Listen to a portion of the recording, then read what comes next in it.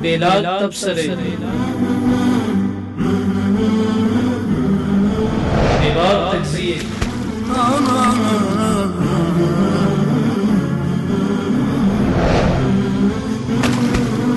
چھپتے سوالات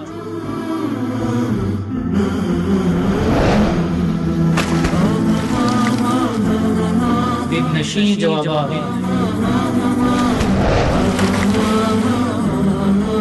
وصال اردو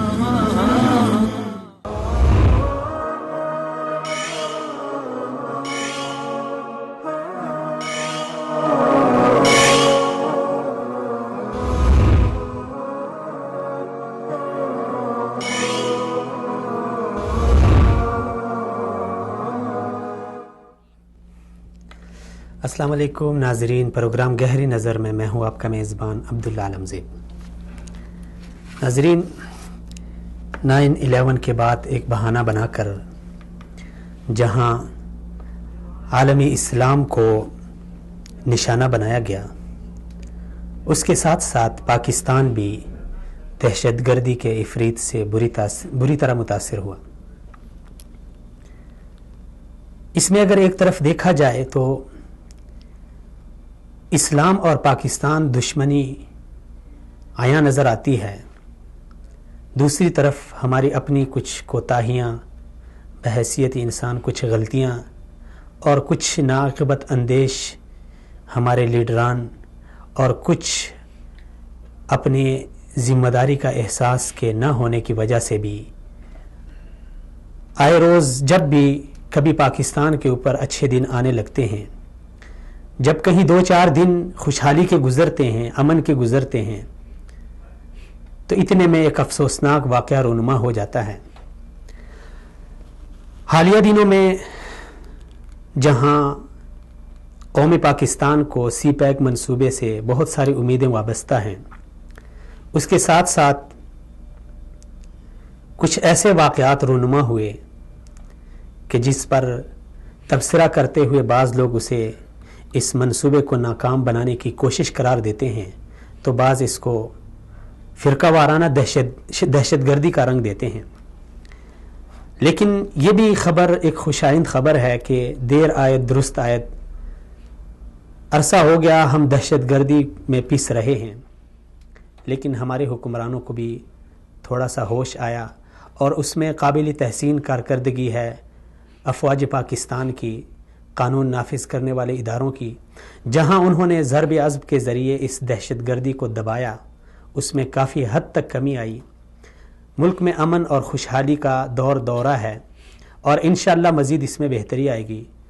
اسی طرح رینجرز کی کارروائی ہے، ان کا آپریشن ہے، جس کی وجہ سے فرقہ وارانہ دہشت گردی اور ٹارگٹ کلنگ میں کافی حد تک کمی آ گئی۔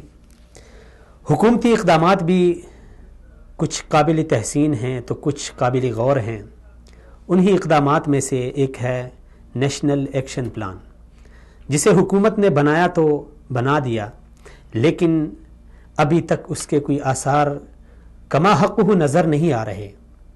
جس طرح اس نیشنل ایکشن پلان کو بنایا گیا، جس مقصد کے لیے اسے بنایا گیا، وہ مقصد ہمیں پورا نہیں ہوتا دکھائی دے رہا۔ کیا وجہ ہے؟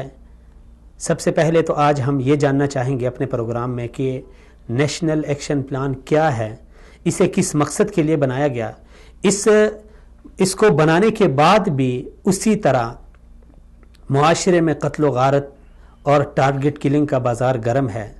آخر کیا وجہ ہے کہ اس پہ عمل درآمد نہیں ہو رہا؟ کیا اس کے اوپر سیاسی دباؤ ہے یا شخصی دباؤ ہے؟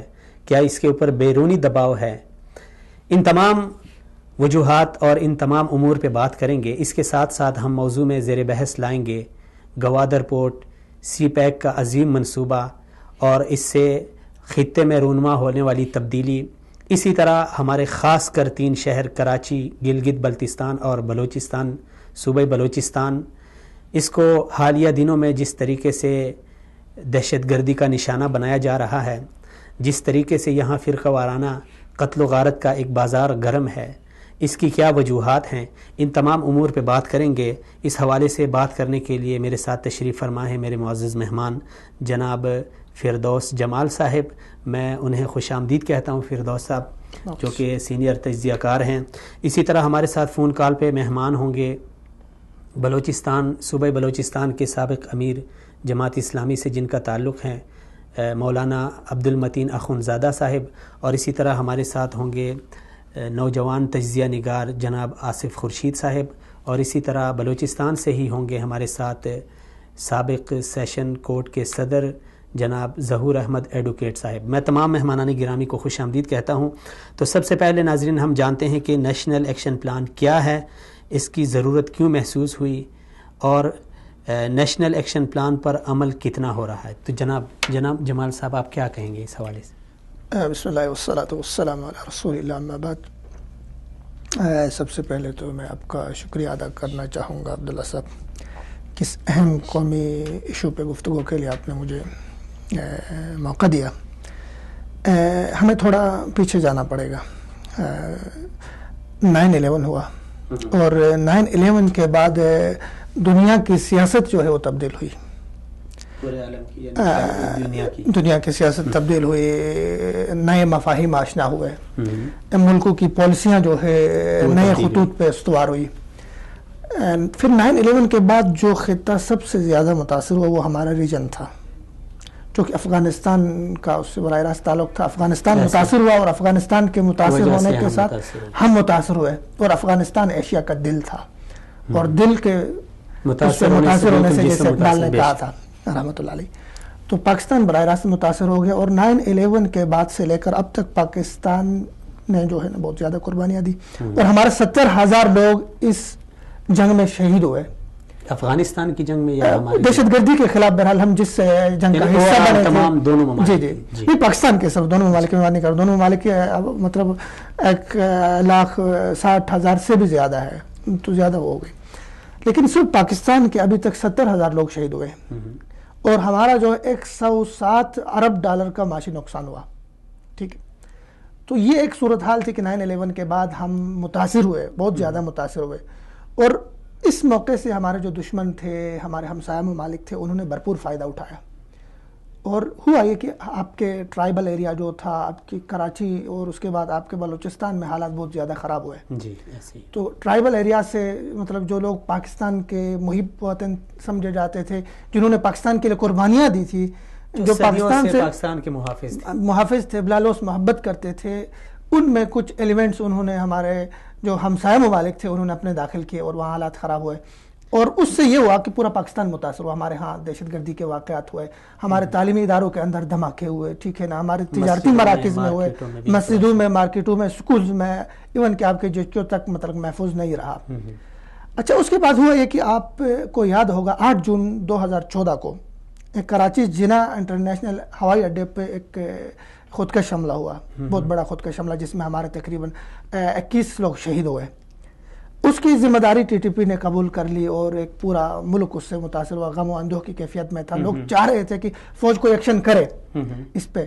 تو 8 جون کو یہ واقعہ ہوتا ہے، اس کے بعد 15 جون کی رات کو آرمی جو ہے ضرب عضب لانچ کرتی ہے، اسی سال، ہاں اسی سال 2014 میں 8 جون کو واقعہ ہوتا ہے، اور 15 جون کی رات کو آرمی جو ہے ضرب عضب جو ہے وہ آپ کے میران شاہ، دتا خیل اور یہ جو وزیرستان کے علاقوں میں یہ ضرب عضب لانچ کرتی ہے، اور ضرب عضب لانچ کرنے کے بعد بہت ساری چیزیں سامنے آ جاتی ہیں۔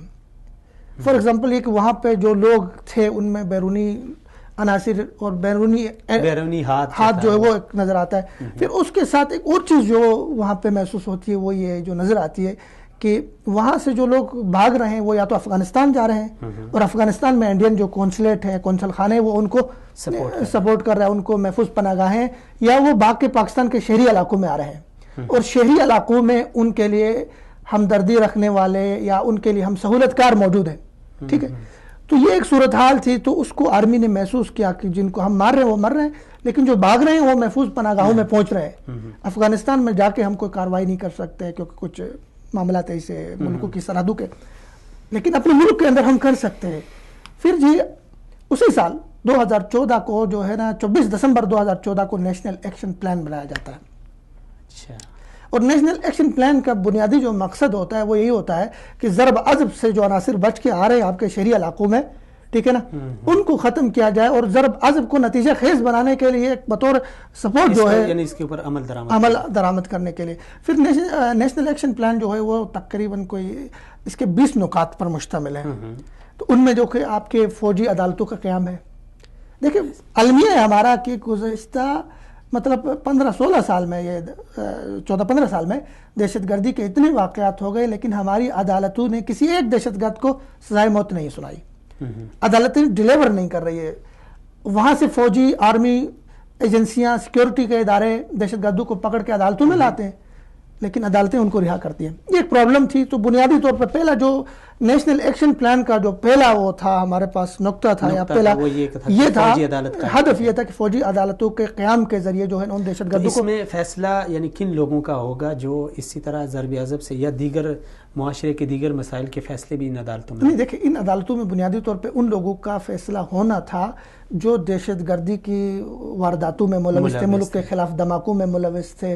اچھا، اس کے بعد ملک کے خلاف غداری کے مقدمات میں ملوث تھے. فرقہ وارانہ وہ نہیں آتے اس میں، ملک کے خلاف جنہوں نے ہتھیار اٹھایا تھا، ٹھیک ہے. لیکن عملی طور پہ ایسا نہیں ہوا. عملی طور پہ صرف ان لوگوں کو یہاں پہ سزائیں ہوئی جو فوجیوں کے اوپر حملہ کرنے میں ملوث تھے صرف، یا فوجیوں کے خاندانوں کے اوپر حملہ کرنے میں ملوث تھے، ان کو سزائیں دی گئی. لیکن باقی جو مطلب مارکیٹوں میں جنہوں نے بم پھاڑے، سکول میں بم پھاڑے، ان پہ نہیں ہوا. اگرچہ مطلب ہم اے پی ایس کی بات کریں اس کے پشاور کے، وہاں ان کو سزائیں ہوئی. لیکن مسئلہ یہ ہے کہ عدالتوں کو، فوجی عدالتوں کو بھی گزشتہ 7 ماہ ہو گئے، ان کو ڈیلیور ہونا نہیں دیا گیا. 7 ماہ ہو گئے، ڈیلیور ہونا نہیں دیا گیا، ایک بھی فیصلہ نہیں ہوا. پھر وہاں دیکھیں 126 لوگوں کو فوجی عدالتوں نے سزائے موت سنائی ہے، ان پر عمل درآمد نہیں ہوا. جبکہ آپ کے نیشنل ایکشن پلان کا دوسرا نقطہ یہ تھا کہ جن کو فوجی عدالتیں سزا سنائیں ان کو فوراً پھانسی پہ چڑھایا جائے. تو یہ ڈیلیور یہاں پہ نہیں ہوا. اس کے علاوہ آپ کے نیشنل ایکشن پلان میں یہ تھا کہ ہمارے معاشرے کے اندر جو ایک لٹریچر، نفرت پہ مبنی لٹریچر، فرقہ وارانہ لٹریچر ہے، نفرت پر مبنی ہے، قومی عصبیت کے اوپر ہے، ان سب کو ختم کیا جائے. اس پہ بھی کچھ نہیں ہوا. لیکن یہ چاہے وہ کسی مسلک کا ہو، کسی مسلک کا جو نفرت پہ مبنی ہو، دوسروں کے جذبات کو مجروح کرنے پہ مبنی ہو، دوسروں کے، پھر اس میں آپ کے لاؤڈ اسپیکر کا غلط استعمال، اچھا تقاریر جو ہے غلط مساجد سے، ممبران سے، اس سے ممبر سے، محراب سے، یہ تھا. اس پہ بھی عمل نہیں ہوا. اچھا، اس کے بعد آپ تھوڑا آگے چلیں، کالعدم جو تنظیمیں تھیں ان کے خلاف ایکشن لینا تھا، ان کے جو نام بدل کر کے کام کر رہی ہے ان کے خلاف ایکشن لینا تھا، اس پہ بھی کوئی کام نہیں ہو سکا. پھر اس کے بعد آگے جائیں، آپ نے پنجاب میں جو ہے نا دہشت گردوں کا صفایا کرنا تھا، یہ آپ کے اس میں نکات میں شامل تھا. لیکن پنجاب میں بھی ابھی تک کوئی کام وہاں پہ نہیں ہوا. پھر اسی میں شامل تھا کہ آپ نے بلوچستان میں مفاہمت کا عمل شروع کرنا ہے، بلوچ قبائل کے ساتھ ان کو قومی دھارے میں شامل کرنے کے لیے مفاہمت کا عمل شروع کرنا ہے. وہاں بھی کچھ کام نہیں ہوا، اگرچہ ناصر جنجوعہ صاحب کے آنے کے بعد تھوڑا بہت کام ہوا ہے. لیکن آپ دیکھیں المی وہاں سیاسی لوگ کیا کام کر رہے ہیں. آپ کے جو ہے وزارت داخلہ کے جو ہے اس کے بلوچستان کے سیکرٹری داخلہ جو ہے، ٹھیک ہے، سیکرٹری خزانہ کے گھر سے 70 ارب جو ہے نا روپے برآمد ہوتے ہیں. نہیں، وہ دوسرے جو تھے سیکرٹری خزانہ تھے بلوچستان کے، 70 ارب انہوں نے کرپشن کے ان کے گھر سے برآمد ہو گئے. تو وہاں پہ جب آپ اتنا خود لوٹ رہے ہیں تو وہاں اس قوم کو آپ کیا دیں گے؟ ٹھیک ہے.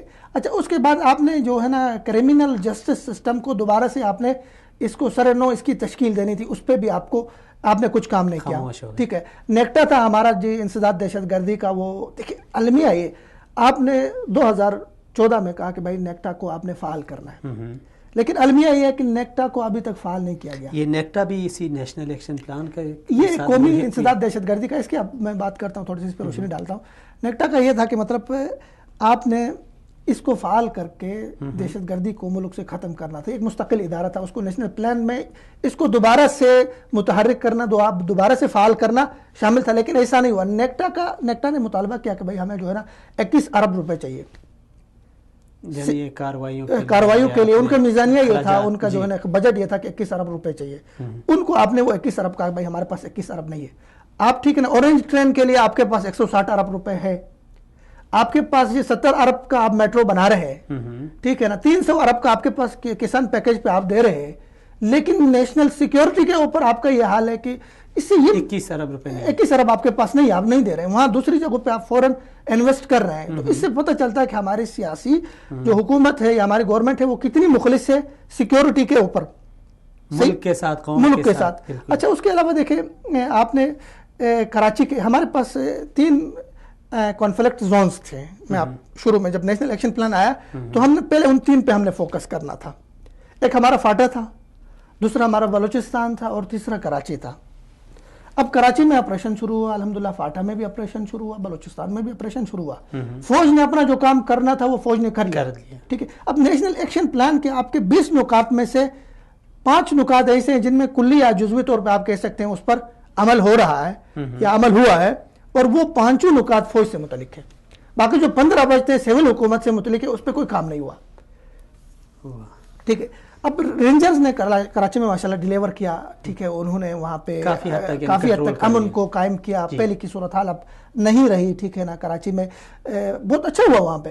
لیکن مسئلہ یہ دیکھو کراچی کے آپریشن کو ناکام کرنے کے لیے آپ کے سیاسی لوگوں نے وہاں پہ دباؤ ڈالا. آپ کی پیپلز پارٹی بھی بولی. اچھا اس کے بعد الطاف صاحب نے تو بولنا ہی تھا. ٹھیک ہے نا. اچھا سیاسی یہاں پہ دیکھو سیاسی لوگوں نے یہاں بھی روڑے اٹکانے کی کوشش کی گئی.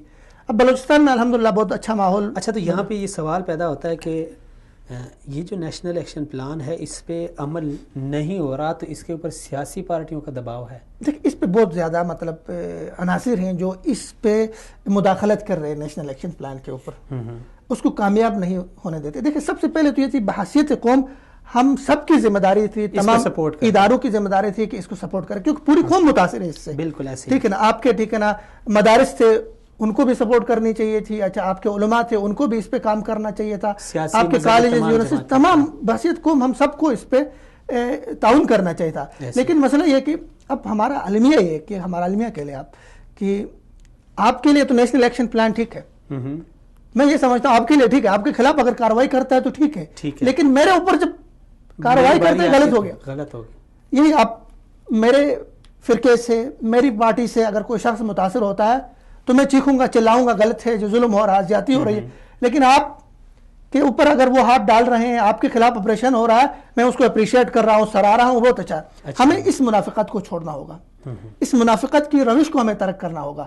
ہمیں صرف پاکستانی بن کے پاکستان کے مفاد میں سوچنا ہوگا. ایک چیز کہ کیا چیز ہے جو انسان کو اس طرح کے یعنی گھٹیا، اس کو تو میں گھٹیا فیل کہوں گا نا، ایک گھٹیا ہے جب آپ ایک طرف قوم ہے، ایک ملک ہے وہ تباہی کے دانے پر ہے، دوسری طرف انسان اپنی سیاست چمکانے کے لیے یعنی ایسی حرکتیں کرے.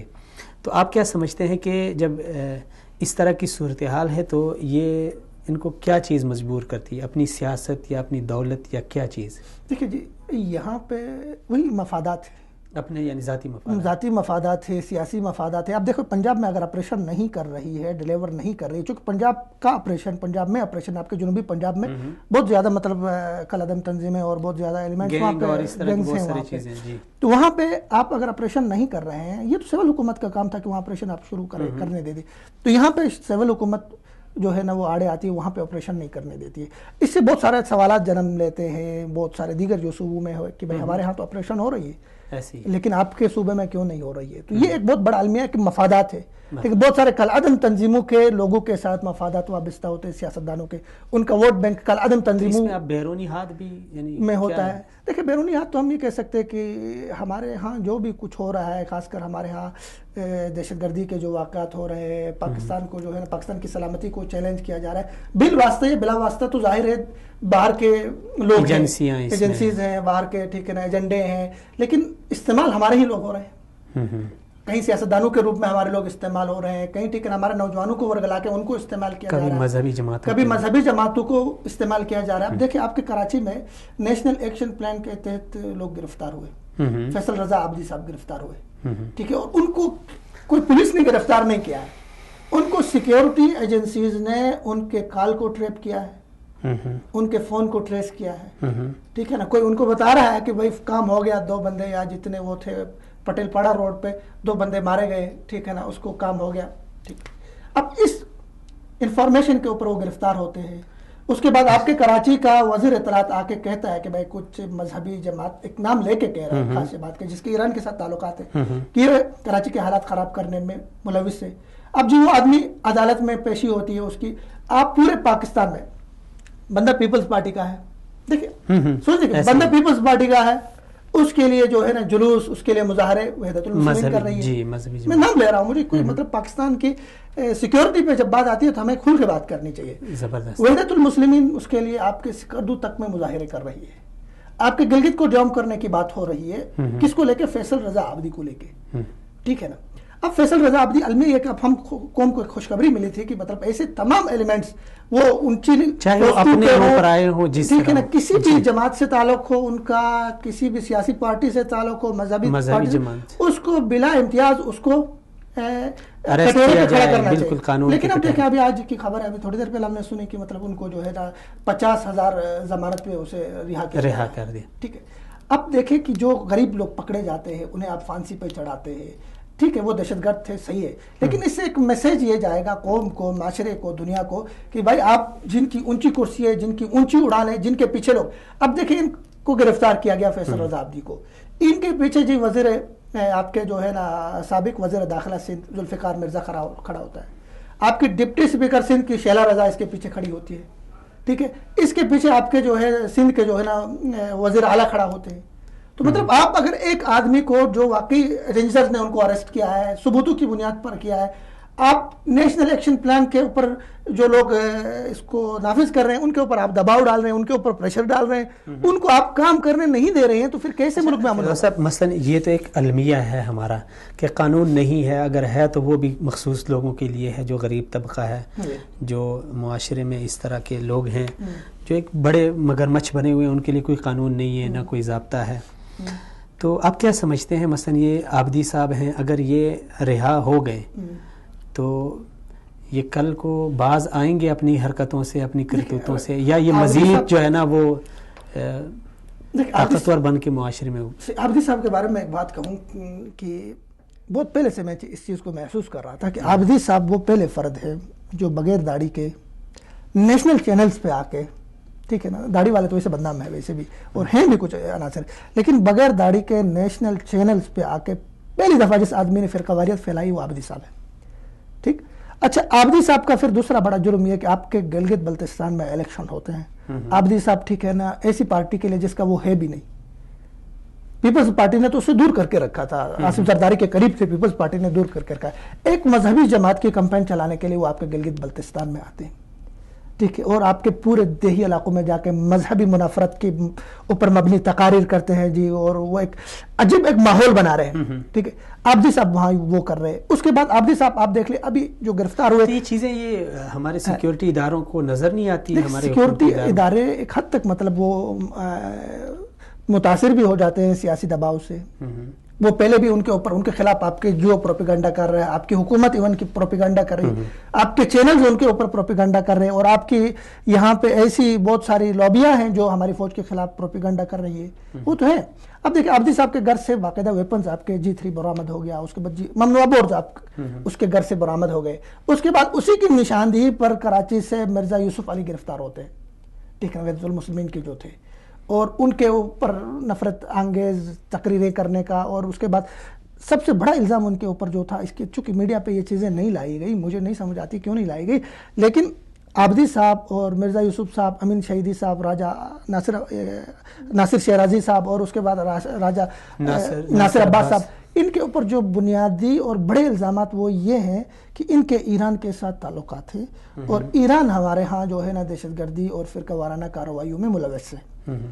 یعنی ان کو جو فنڈنگ ہے، جو سپورٹ ہے، یہ بہت سارے نوجوان ہمارے یہاں سے گئے شام، اور شام میں جا کے انہوں نے ٹھیک ہے نا فرقہ وارانہ بشار کے ساتھ مل کے فرقہ وارانہ وہاں پہ ایک لڑائیوں میں شامل ہو گئے. یہ نیشنل ایکشن پلان کی کوئی شک ایسی نہیں ہے جو اس حوالے سے یعنی اپنی کارکردگی وہ دکھائے؟ لیکن وہ تو کر رہے ہیں، وہ باقاعدہ طور پہ اس کے سدباب کے لیے ابھی جو گرفتاریاں امین شہیدی کے اوپر جو 4th شیڈول لسٹ میں اس کا نام ڈالا گیا، نجفی صاحب کا ڈالا گیا، اور جتنے لوگوں کے نام ڈالے گئے وہ اسی وجہ سے ڈالے گئے، اسی وجہ سے. آپ دیکھیں انہوں نے لڑکوں کو باہر بھیجا. میں سکردو کی بات کرتا ہوں، سکردو کے نوجوان بہت سارے، سکردو گلگت کے نوجوان جا کے وہاں پہ لڑے اور وہاں پہ مارے گئے.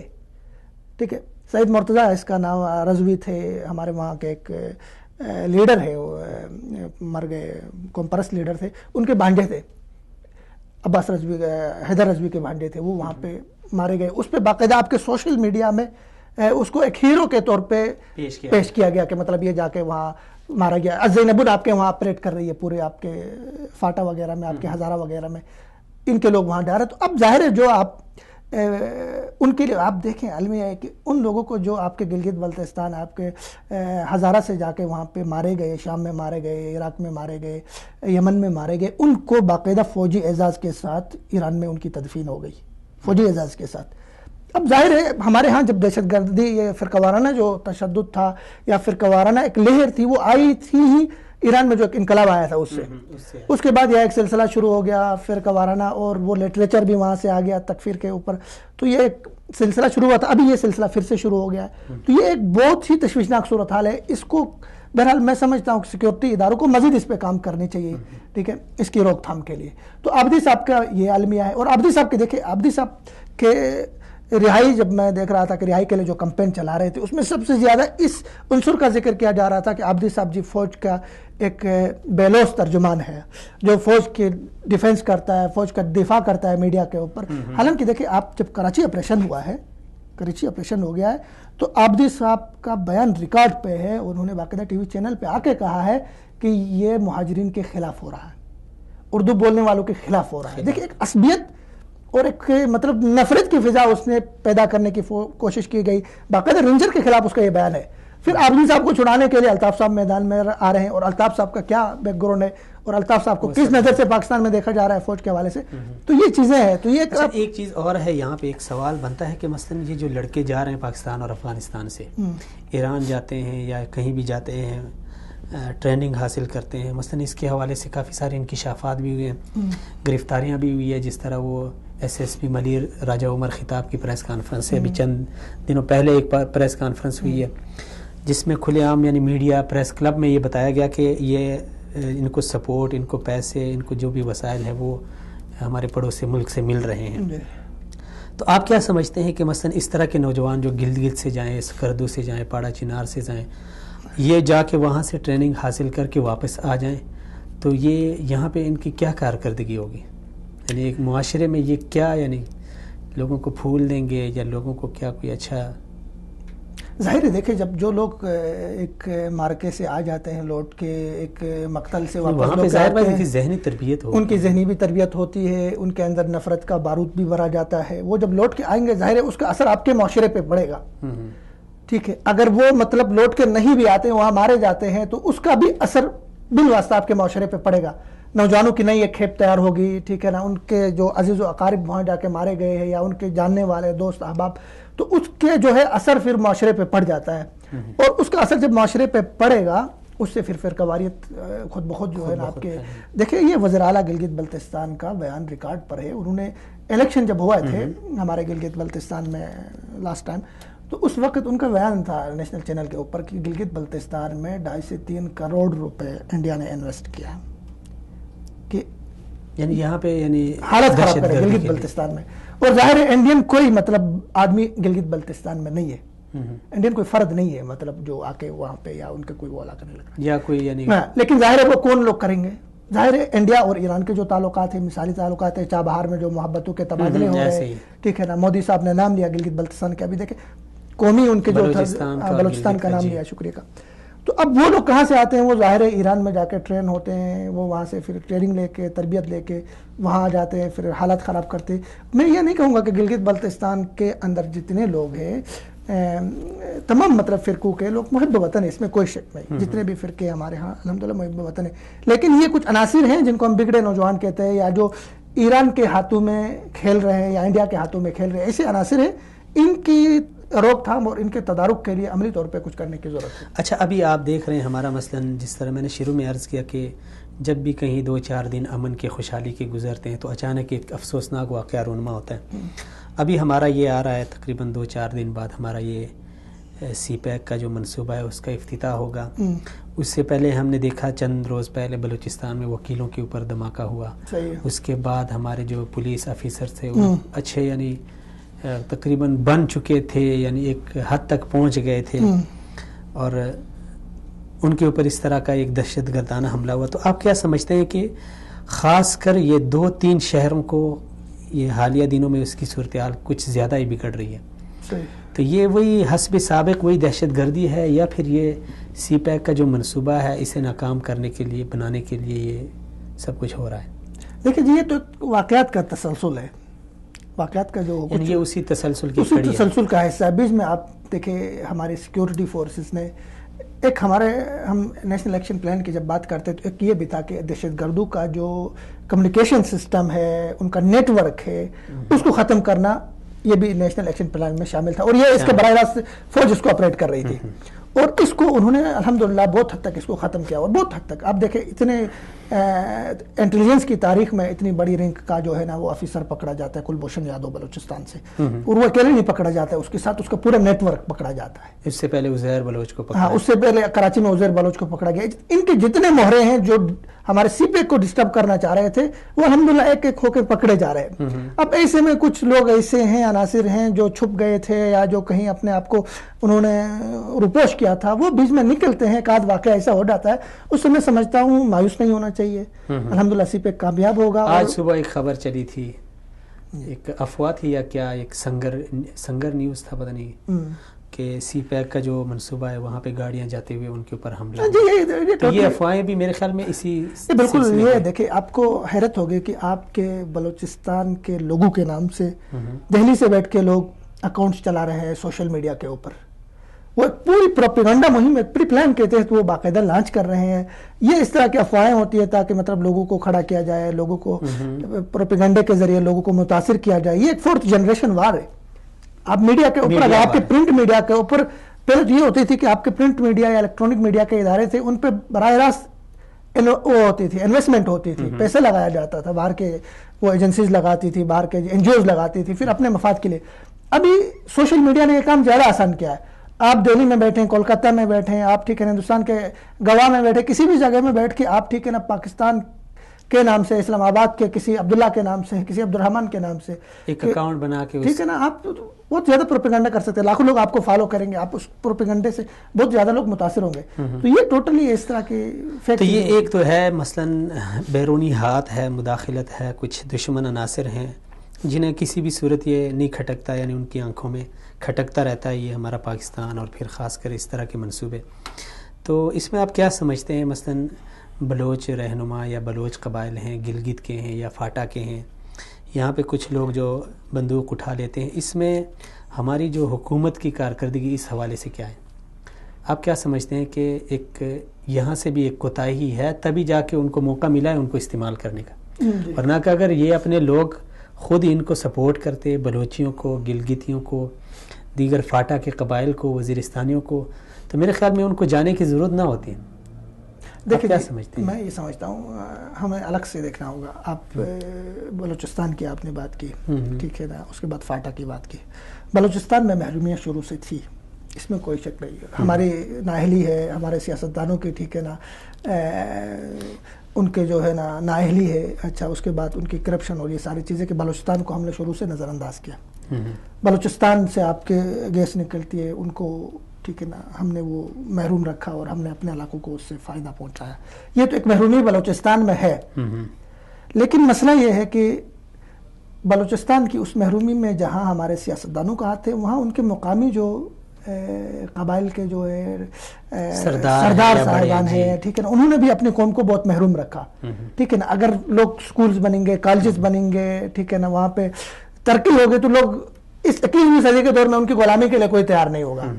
ایک تو وہ مسئلہ ہوا، لیکن الحمدللہ ابھی ان سارے جہاں پہ آپریشن ہو رہا ہے، آرمی وہاں آپریشن کر رہی ہے غیر ملکی عناصر کو، یا جو جنہوں نے ہتھیار اٹھائے تھے، بہت سارے تو ہتھیار ڈال کے قومی دھارے میں شامل ہو رہے ہیں، ایک ہی کام ہو رہا ہے الحمدللہ۔ اور دوسرے وہاں پہ یہ کہ جو لوگ پہاڑوں میں گئے تھے ان کو واپس آنے کو کہا جاتا ہے، اور جو نہیں آ رہے ہیں ان کو بہرحال پھر مارا بھی جا رہا ہے۔ تو بلوچستان میں ترقیاتی کام بھی بہت زیادہ ہو رہے ہیں الحمدللہ، ابھی ہو رہے ہیں، یہ خوش آئند بات ہے۔ فاٹا میں دیکھیں، فاٹا تو الحمدللہ کلیئر ہو رہا ہے، ضرب عازب کے نتیجے میں الحمدللہ بہت حد تک کلیئر ہو رہا ہے۔ اگرچہ لوگ مائگریٹ ہو کے نکلے، وہ تھوڑے سے پرابلم سے وہ انشاءاللہ ٹھیک ہو جائیں گے۔ یہاں یہ دو علاقے ایسے تھے، بلوچستان اور فاٹا، یہاں پہ باقاعدہ ہتھیار اٹھائے گئے تھے نوجوانوں نے، لیکن گلگت کی صورتحال اس سے بالکل ڈیفرنٹ ہے، گلگت کی مختلف ہے۔ گلگت میں ابھی تک ریاست کے خلاف الحمدللہ کسی نے کوئی ہتھیار نہیں اٹھائے، لیکن پروپیگنڈے بہت زیادہ گلگت کے حوالے سے. ہمارے ہاں قوم پرست ایک چھوٹی سی جماعت تھی یا ایک پارٹی تھی جن کے اجلاس وہاں ہمارے گڑی باغ نام کا ایک جگہ تھا گلگت میں, جگہ ہے جلسے کی, وہاں پہ اجلاس ہوتا تھا. تو سامنے ہوٹل میں جو تھا ملنگی ہوٹل تھا, تو اس ہوٹل میں لوگوں کا رش زیادہ ہوتا تھا, ان کے جلسے میں نہیں ہوتا تھا اتنا, جتنا ہوٹل میں رش ہے اتنا ان کے جلسے میں نہیں ہوتا تھا. تو وہ مطلب لوگوں نے پاکستان سے لوگ بہت زیادہ محبت کرتے ہیں وہاں پہ. تو وہاں کوئی ایسی تحریک وہاں پہ الحمدللہ کامیاب ہونے نہیں دی, اور وہاں پہ کسی نے اسلحہ نہیں اٹھایا, اور وہاں پہ لوگ پاکستان سے محبت کرتے, پاکستان کو چاہتے. لیکن ضرورت اس امر کی ہے کہ وہاں آپ اس پہ توجہ دے دیں. وہاں محرومیاں بہت زیادہ ہیں گلگت بلتستان میں, ٹھیک ہے نا. آپ آئینی ان کے حقوق نہیں مل رہے ہیں ان کو, آپ ان کے حقوق دے دیں, ان کی محرومیوں کو دور کریں. اب میں دیکھیں بلوچستان ہمارا سب سے. آصف خورشید صاحب کال پہ ہیں. جی جی السلام علیکم ورحمۃ اللہ. السلام علیکم آصف صاحب.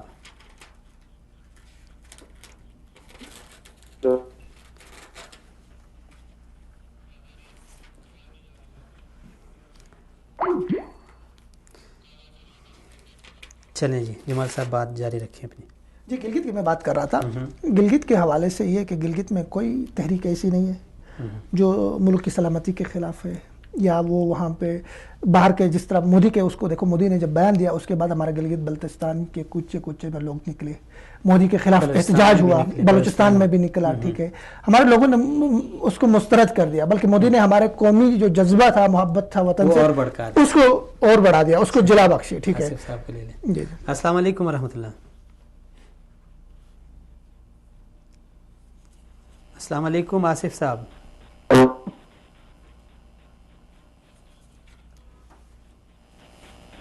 السلام علیکم.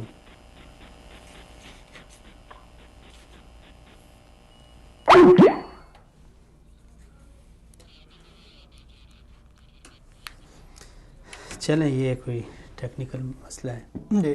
جی تو گلگت کے دیکھیں آپ, گلگت کی تاریخ ہے وہاں کے لوگوں کی. ان لوگوں نے پاکستان کے ساتھ الحاق کیا, خود آزادی لے کے, خود لڑ کے انہوں نے پاکستان کے ساتھ الحاق کیا. پاکستان کے ساتھ ان کی محبت کا یہ بہت بڑا ثبوت ہے. اس کے بعد آپ کا کارگل ہوتا ہے, کارگل میں وہاں کے لوگوں نے قربانیاں دی. میجر عبدالوہاب شہید صاحب ہے, اس کے بعد لالک جان صاحب ہیں, ان کو نشان حیدر ملے, ٹھیک ہے, انہوں نے قربانی دی. ہمارے لوگوں نے این ایل آئی نے وہاں پہ قربانیاں دی, لیکن محرومیاں وہاں پر بھی ہیں. اب بلوچستان دیکھیں سب سے زیادہ محروم سمجھا جاتا ہے, لیکن بلوچستان کے پچھلے بجٹ میں جو 37 ارب ان کے وہاں پہ تعلیم پہ تھی, تعلیم پہ 37 ارب کا وہ تھا, بجٹ تھا, 37 ارب روپے رکھے گئے, جبکہ ہمارے گلگت بلتستان کا کل بجٹ 37 ارب ہے. تو محرومیاں وہاں پہ ہیں, بہت ساری محرومیاں. یعنی آپ سمجھتے ہیں کہ جہاں بیرونی مداخلت ہے اس کے ساتھ ساتھ ہماری بھی کوتاہیاں ہیں. جی بالکل. جہاں تو مثلا اگر آپ کوئی تجویز دینا چاہیں کہ یہ لوگ اپنے ہو جائیں, پاکستانی تو ہیں لیکن یہ ہے کہ ان کو قریب لایا جائے, تو اس کے لیے کیا یعنی آپ ضروری اقدامات سمجھتے ہیں بنیادی محرومیوں کا ازالہ کیا جائے. لوگ تعلیم سے دور ہیں, تعلیمی ادارے نہیں ہیں, ٹھیک ہے نا, تعلیمی ادارے بنائے جائیں. صحت کے ادارے نہیں ہیں, صحت کے ادارے بنائے جائیں. اس کے بعد لوگوں کے ہاں ٹھیک ہے نا, ابھی بھی 21ویں دور میں لوگوں کے پاس بجلی نہیں ہے, سڑکیں نہیں ہیں, بجلی تو انفراسٹرکچر نہیں ہے, تو سارے ٹھیک ہے نا تباہ ہے. تو یہ چیزیں لوگوں کو پرووائڈ کی جائے, ٹھیک ہے. لیکن الحمدللہ ہم سمجھتے ہیں کہ یہ آہستہ آہستہ پاکستان خوشحالی اور بہتر صورتحال کی طرف جا رہا ہے. مشکل حالات قوموں میں آ جاتی ہیں, قوموں کی زندگی میں بہت سخت حالات بھی آ جاتے ہیں, نشیب و فراز آتے ہیں, لیکن وہی قومیں جو ہے نا سرخرو ہوتی ہے جو ان حالات کا مقابلہ کرتی ہیں. دیکھیں پاکستانی قوم, آپ دیکھیں, میں واللہ بس اوقات سوچتا ہوں نا تو میں حیران رہ جاتا ہوں. اگر 9/11 کے بعد جس طرح کے حالات پاکستان کو سامنے کرنے پڑے, جس طرح دہشت گردی کے واقعات ہوئے, ٹھیک ہے نا, معاشی حالات ہمارے بہت ابتر ہوئے, ٹھیک ہے نا, اچھا, اور بہت سارے پرابلمز ہم نے فیس کیا. اگر کوئی اور ملک کرتا ان حالات کا سامنا تو وہ ملک دنیا کے نقشے سے ختم ہو جاتا, مٹ جاتا. لیکن یہ پاکستان کا ہی جگر تھا کہ پاکستان ابھی تک قائم ہے, اور انشاءاللہ پاکستان ہمیشہ کے لیے قائم رہے گا.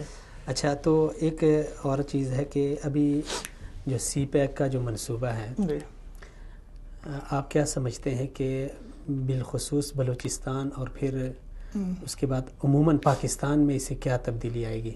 دیکھیے جی, سی پیک جو ہے نا ایک دھماکہ ہے, ایک معاشی دھماکہ ہے.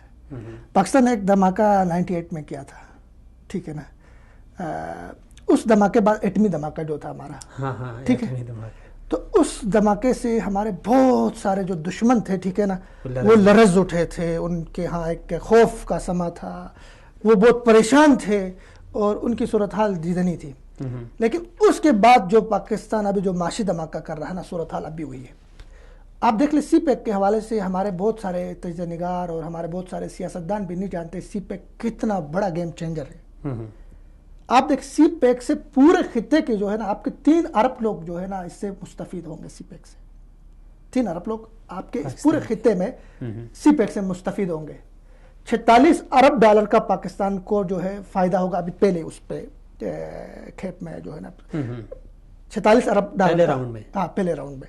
اس کے بعد آپ کے 36 ارب ڈالر آپ کے سی پیک سے ٹھیک ہے نا آپ کے توانائی کے منصوبوں میں لگیں گے، جس سے آپ کے ہاں لوڈ شیڈنگ ختم ہوگی، ٹھیک ہے نا آپ کے ہاں جو کرائسس ہیں یہ ختم ہوں گے. پھر سی پیک آپ دیکھیں سی پیک کیا ہے. سی پیک مطلب سینکڑوں کلومیٹرز طویل موٹر ویز، روڈز، اچھا اس کے بعد اکنامیکل زونز، ٹھیک ہے نا، اس سب پہ یہ مشتمل ہے سی پیک. تو سی پیک بہت بڑا معاشی انقلاب ہوگا اس خطے کے اندر. آپ کو میں ایک چھوٹی سی مثال دے سکتا ہوں کہ چائنا کا جو ہے یومیہ روزانہ کی بنیاد پہ چائنا جو ہے 60 لاکھ بیرل تیل 60 لاکھ بیرل تیل وہ جو ہے نا وہ لے کر آتا ہے چائنا اپنے لیے. اور اس کے لیے چائنا کو جو ہے 12,000 کلومیٹر کا طویل سفر طے کرنا پڑتا ہے. 12,000 کلومیٹر طویل کا سفر. لیکن سی پیک سے گوادر سے اگر چائنا جاتا ہے یہی 60 لاکھ بیرل لے کے، تو یہ 12,000 کا جو کلومیٹر کا راستہ ہے وہ 3,000 کلومیٹر پہ آ جاتا ہے. یعنی پورے 9,000 کی جی یہ فاصلہ اور اتنا بڑا مطلب. اور چائنا اس سے دیکھیں چائنا سالانہ جو ہے نا صرف تیل کی مد میں 20 ارب جو ہے نا ڈالر بچت کرے گا صرف تیل کی مد میں.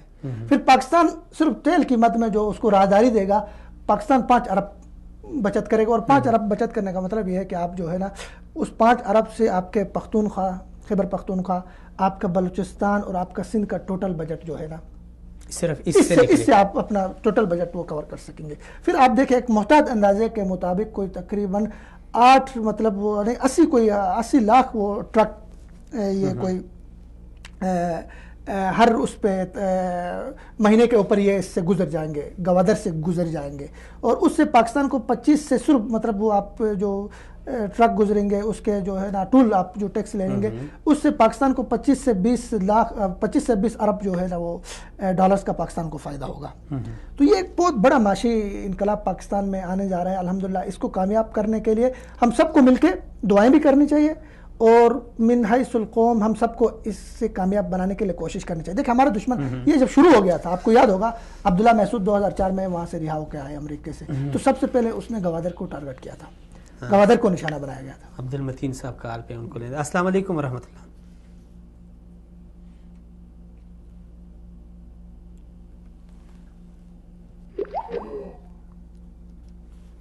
چلیں کال ڈراپ ہو گئی پھر دوست میں.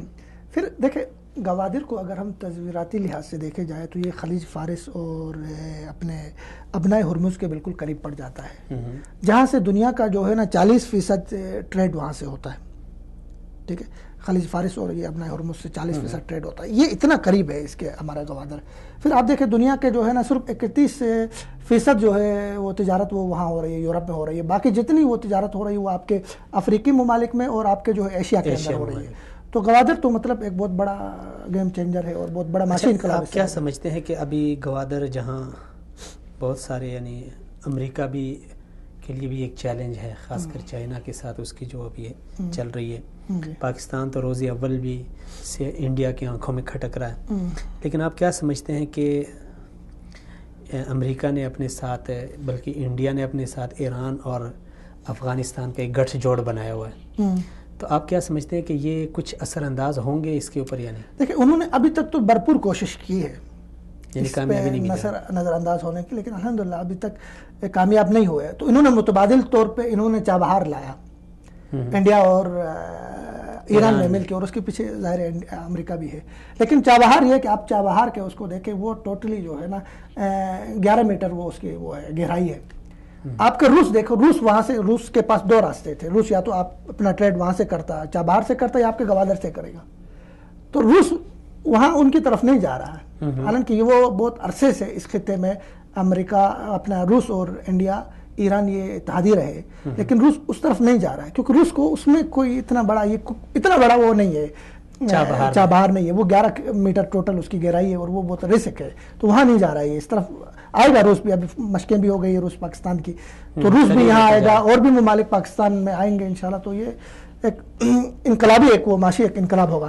لیکن اس کے لیے دیکھیں پھر وہی ہے کہ اس کی سیکیورٹی کے اوپر فوکس کرنا ہوگا، اہم چیز ہے. اور فوج نے اس کی ضمانت دی ہے، چائنا کو جب یہ ہو رہا تھا سب کچھ بن رہا تھا، فوج نے اس کی ضمانت دی ہے کہ اس کو ڈسٹرب نہیں کیا جائے گا، اور اس کے لیے باقاعدہ فورس بنائے گئے ہیں جو ان کے روٹس پہ تعینات ہیں، وہ زبردست قسم کی سیکیورٹی الحمدللہ کر رہے ہیں. تو اور اس سے ہمارے عام آدمی بہت مستفید ہوں گے، جب آپ کے قومی یعنی پورے قوم اس سے مستفید ہوگے، پورا پاکستان اس سے مستفید ہوگا.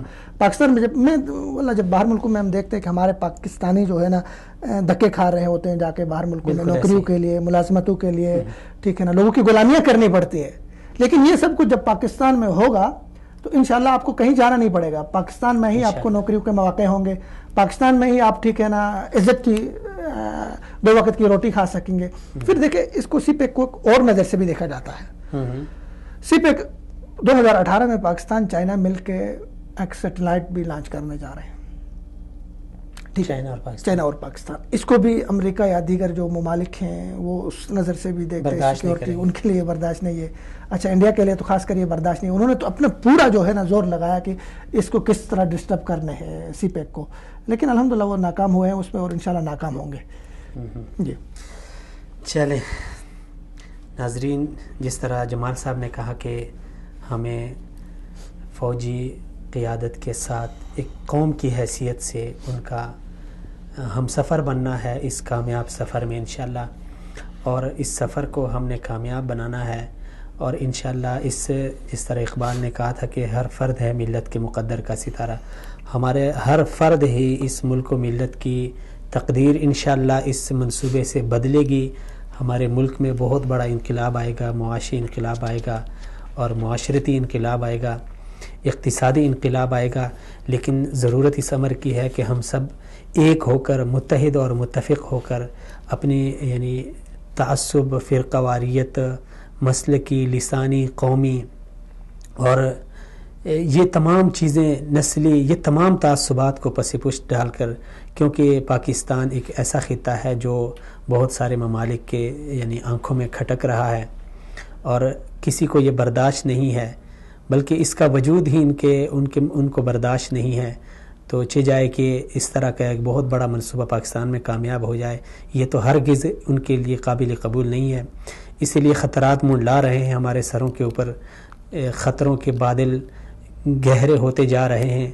ایک طرف انڈیا ہے، دوسری طرف امریکہ ہے، تیسری طرف ایران ہے، اور ہمارا پڑوسی ملک ہم نے دور کیا، انہوں نے ساتھ ملا لیا، اس کو بھی ساتھ ملا لیا. لیکن ایسی صورتحال میں اگر ہم متفق اور متحد نہ ہوں گے تو انہیں بھرپور فائدہ ملے گا. اور یقیناً ایسے ہی ہوتا ہے جب کسی معاشرے میں، کسی محلے میں، کسی گھر میں لڑائی جھگڑا ہو تو تیسرے کو موقع ملتا ہے، وہ آ کے دیکھتا ہے کہ یار اس گھر میں کیا ہو رہا ہے، اس معاشرے میں کیا ہو رہا ہے، اس محلے میں کیا ہو رہا ہے. اسی طرح ہمارے ساتھ بھی ہوگا. اگر ہم آپس میں لڑیں گے قومیت، لسانیت اور نسلیت اور مذہبیت کی اور مسلکیت کی بنیاد پر، تو یقیناً تیسرے کو موقع ملے گا، تیسرا آئے گا، ہمارے اپنوں کو استعمال کرے گا اور ہمیں آپس میں لڑوا کر ہمارے جتنے بھی یہ منصوبے ہیں، ہمارے جو فلاحی کام ہیں، ہمارا جو مستقبل ہے اس پہ داؤ پہ لگائیں گے. ناظرین یہاں پہ ہم لیتے ہیں ایک چھوٹا سا بریک کے بعد بات کو جاری رکھتے ہیں. ہمارے ساتھ رہیں.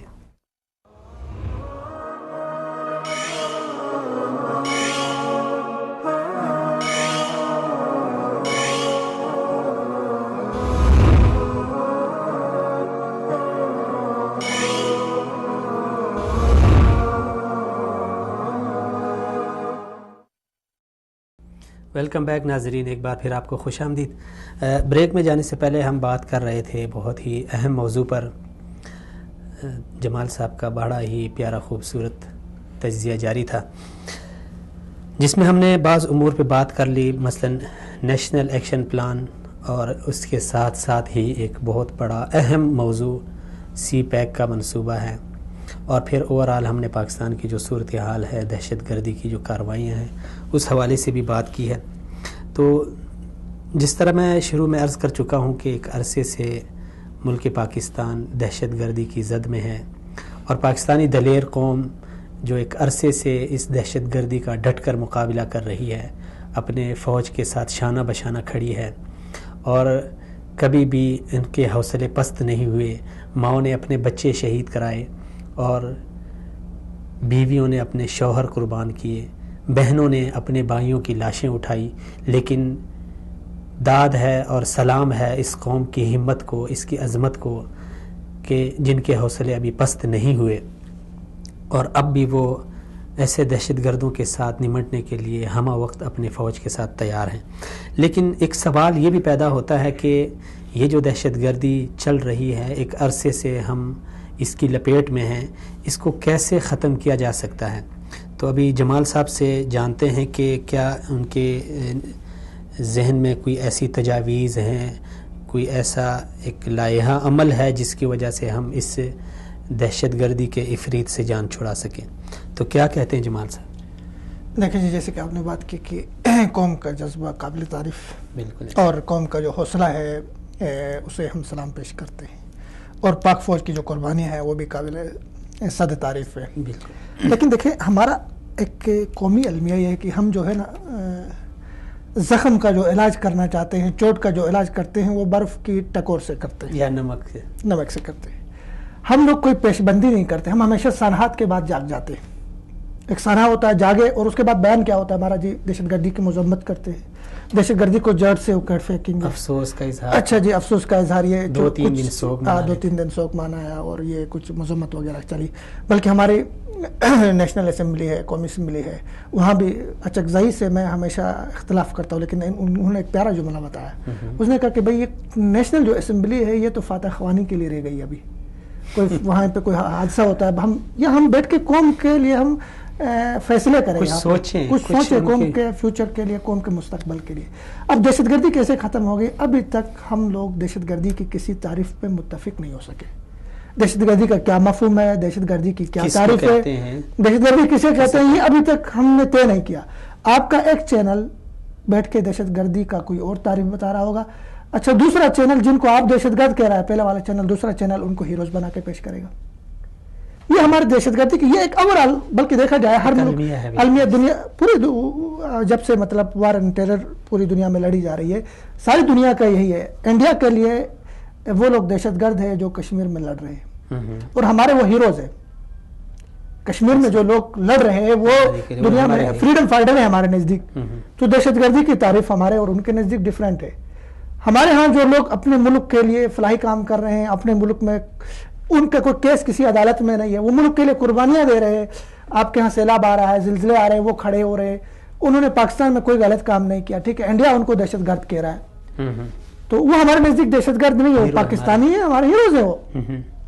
تو دہشت گردی کی کسی ایک تعریف پہ ہماری قوم ابھی تک متفق نہیں ہو گئی کہ یہ دہشت گرد ہے، ہمارے نزدیک یہ دہشت گرد ہیں، اس پہ ہم متفق نہیں ہو سکے۔ پھر دہشت گردی کو ختم کرنے کے حوالے سے ہم نے امریکہ کو فالو کیا۔ صاحب کو لینے معذرت سے آپ کی بات۔ السلام علیکم ورحمۃ اللہ۔ عجیب، چلیں ہم نے دہشت گردی کو ختم کرنے کے لیے امریکہ کو فالو کیا اور امریکہ کے طریقے کو اپنایا، اور امریکہ اس میں ناکام ہو چکا ہے۔ گزشتہ اتنے سالوں سے وہ افغانستان میں پھنسا ہوا ہے، ان کے نزدیک جو دہشت گردی تھی، جس کو وہ دہشت گردی سمجھتا تھا، وہ ختم ہو گئی، نہیں ہوگی، ٹھیک ہے نا، ابھی بھی وہ نکلنا چاہ رہا ہے لیکن نکل نہیں پا رہا ہے۔ تو دہشت گردی کے دہشت گردی ہمیشہ طاقت کی زور پہ ختم نہیں ہوتی ہے، طاقت کے ساتھ آپ کو، ہم مسلمان ہیں، ہمیں نبی صلی اللہ علیہ وسلم کی تعلیمات اور اسلام کے پیارے طریقے کو اپنانا ہوگا۔ دیکھیں اللہ کے رسول صلی اللہ علیہ وسلم کے دور کے بعد، معذرت کے ساتھ آپ کی بات کاٹ رہا ہوں، پہلے اس سے کہ آپ اس کو ختم کرنے اور یا اس مسئلے کو حل کرنے کی تجویز دیں اور اس کو اصلاح کی جو آپ اپنا نظریہ پیش کریں، لیکن جس طرح آپ نے کہا کہ ہم دہشت گردی کی ابھی تک تعریف سے واقف نہیں ہیں، تو آپ کیا سمجھتے ہیں؟ آپ کے نزدیک یعنی دہشت گردی کو آپ کیا سمجھتے ہیں؟ دیکھیے، اگر ہم دہشت گردی کی تعریف اگر ہم اپنے ملکی مفاد کو سامنے رکھ کے، اپنے قومی مفاد کے سامنے رکھ کے، ٹھیک ہے، اپنے وسیع تر جو ہمارے جو مفادات ہیں ان کو سامنے رکھ کے کریں، تو آپ کو دہشت گرد ہر وہ شخص جو ملک کے خلاف، ملک کے مفادات کے خلاف، نظریے کے ملک کے نظریے کے خلاف، ٹھیک ہے نا، ملک کے سیکیورٹی اداروں کے خلاف، ملک کی جو روح ہے، دو قومی نظریہ ہے، اساس ہے، اس کے خلاف وہ ایکشن کر رہا ہے. اس کا ایکشن چاہے وہ مسلح ایکشن ہو یا وہ ٹھیک ہے نا پروپیگنڈا کی اس پوزیشن میں ہو یا پروپیگنڈا کر رہا ہے، یہ سارے دہشت گردی کے زمرے میں آتا ہے. بہترین. تو ہمیں دہشت گردی کی اس تاریخ پہ متفق ہونا پڑے گا. آپ دیکھیں ہمارے ہاں یہ ہوتا کہ دہشت گرد کو جس طرح امریکہ نے ایک تعریف متعارف کرائی تھی، صاحب آدمی کی داڑھی ہونی چاہیے، ٹھیک ہے نا، اچھا اس کے بعد اس کا ایک خاص حلیہ ہونا چاہیے، اس کا بیک گراؤنڈ سے وہ مولوی لگنا چاہیے، وہ دہشت گرد ہے. دیکھیں آپ کے ہاں کراچی کے اندر سیاسی پارٹیوں نے کتنے لوگوں کو قتل کیا. آپ کے سانحہ ہو گیا فیکٹری کے اندر، ٹھیک ہے نا، 300 مزدور جلائے گئے، ٹھیک ہے. لسانی بنیاد پہ جو فسادات ہو رہے اس کو آپ نے آپ کی ڈاکٹرائن میں وہ دہشت گردی نہیں ہے، مذہبی بنیاد پہ، صرف مذہبی بنیاد کے ان کو آپ دہشت گرد سمجھتے ہیں. جبکہ ٹھیک ہے بلوچستان میں جتنا کچھ ہو رہا ہے وہ سارا کچھ قومی بنیاد پہ اس کو ایک اٹھایا گیا، اور اس کے باہر کی انوائرمنٹ بھی ہے وہ دہشت گردی ہے. ٹھیک ہے، ملک کے اندر جو فرقہ واریت تھے کسی بھی فرقے کے، قطع نظر کسی ایک کو فوکس کرنے کے، جو بھی ملک کے ریٹ کو، قانون کو، ملک کے مفادات کو چیلنج کرتا ہے وہ دہشت گرد ہے. اسے قرار واقعی سزا دینی چاہیے. اچھے برے دہشت گردوں کی کوئی لائن ختم ہونی تمیز ختم ہونی چاہیے. یہ میں سمجھتا ہوں، یہ دہشت گردی کی تعریف. اچھا، تو ابھی آپ اس کا یعنی ختم کیسے کیے؟ ختم ہم نے، میں نے جیسے کہا کہ ہم ہمیشہ امریکہ کو ہم نے فالو کرتے گئے، اس کو ایک رول ماڈل کے طور پہ دیکھا. وہ خود ناکام ہوا دہشت گردی کو ختم کرنے میں. تو ہمیں یہ دیکھنا ہے کہ ہمارے لیے ایک اور ماڈل ہے جس کا میں بعد میں ذکر کروں گا. ہم سب سے پہلے آئے نبی وسلم کی تعلیمات کی طرف. نبی وسلم کے رحلت کے بعد، وفات کے بعد بہت سارے فتنوں نے سر اٹھائے. ان میں خوارج تھے، تکفیری تھے، بالکل سیم یہی چیلنجز تھی. یہ خوارج یہی تکفیری تھے اس وقت بھی. اس وقت صحابہ کا لائے عمل کیا تھا؟ صحابہ نے اگر کہیں طاقت کے زور پہ ان کو ختم کیا ہے، طاقت استعمال کیا ہے. اس کے بعد منکرین زکوٰۃ کے خلاف طاقت کا استعمال کیا. تو وہاں مناظرے بھی آتے ہیں صحابہ کے، عبداللہ بن مسعود رضی اللہ تعالیٰ عنہ کے، عبداللہ بن عباس رضی اللہ تعالیٰ عنہ کے، کہ انہوں نے تکفیر اور خوارج کے فتنے کو علمی انداز میں کیسے ختم کیا، یعنی علمی مقابلہ کیا. آپ نے دیکھو، میں تو اس پہ کریٹیسائز نیشنل ایکشن پلان کو اگر میں کرنا چاہوں تو صرف ایک، اس میں آپ نے مار داڑ سب کچھ رکھا، گرفتار کرو، ختم کرو، اچھا اس کے بعد عدالتوں میں جلاؤ گراؤ سب ہوا. لیکن اس میں آپ نے ان کی تربیت کے حوالے سے، ان کے فکری معالجے کے حوالے سے، ان کا فکری علاج کے حوالے سے آپ نے کوئی شک رکھی ہی نہیں. ہمارے پاس دیکھیں سعودی عربیہ ہے. سعودی عربیہ کے اندر باقاعدہ مرکز محمد بن نائف للمناصحہ والرعایہ قائم ہے. اب اس کی فنکشن کیا ہے، اس کا کام کیا ہے؟ دیکھیں وہاں سے بھی لوگ نوجوان تکفیر کے شکار ہو گئے، خوارج کے ساتھ چلے گئے، اچھا اس کے بعد داعش کے ساتھ چلے گئے. تو انہوں نے ان کے علاج معالجے کے لیے کیا کر دیا؟ انہوں نے ایسے مراکز کا قیام کیا جو مراکز ان کی ذہنی تربیت ہوتی تھی. وہ دو طرح کی تربیت تھی. ایک ان کے ساتھ بیٹھ کے انفرادی مجلسیں ہوتی تھی، جو گرفتار ان کے پاس دہشت گرد ہوتے تھے، ٹھیک ہے، ان کی ذہن سازی ہوتی تھی. اس میں دو طرح کے علماء شامل ہوتے تھے. ایک جو علم شرعی رکھتے ہیں، بڑے بڑے اسکالرز، علمی اسکالرز جن کے پاس مضبوط علمی دلائل ہیں، تو وہ علمی دلائل کے ساتھ ان کو قائل کرتے تھے بھائی جو آپ کر رہی ہے غلط ہے، یہ شریعت، یہ محمد کا دین نہیں ہے. اور دوسرے انہوں نے ماہر نفس رکھے تھے، ماہرین نفس جنہوں نے سائیکالوجی پڑھی ہے. وہ دیکھتے تھے کہ یار بندہ مینٹلی ٹھیک ہے نہیں ہے، اس کا مینٹلی ہم علاج کر سکتے نہیں کر سکتے. تو اس سے ان کے 1 لاکھ لوگ جو ہے وہ مستفید ہوئے. پھر مستفید ہونے کے بعد انہوں نے ان کو قومی دھارے میں شامل کیا. ان کو جیلوں سے نکالنے کے بعد انہوں نے ان کو نوکریاں دی. زبردست. ٹھیک ہے. وہ اب میں ایسے سیمینار میں شریک ہوا ہوں جہاں پہ باقاعدہ دہشت گرد جو پہلے دہشت گرد تھے، اس کے بعد وہ ابھی آ کے کس کام پہ لگے تھے؟ دوسروں کی اصلاح پہ لگے تھے. ہم نے ان کو سنا، ہم بہت متاثر ہو گئے.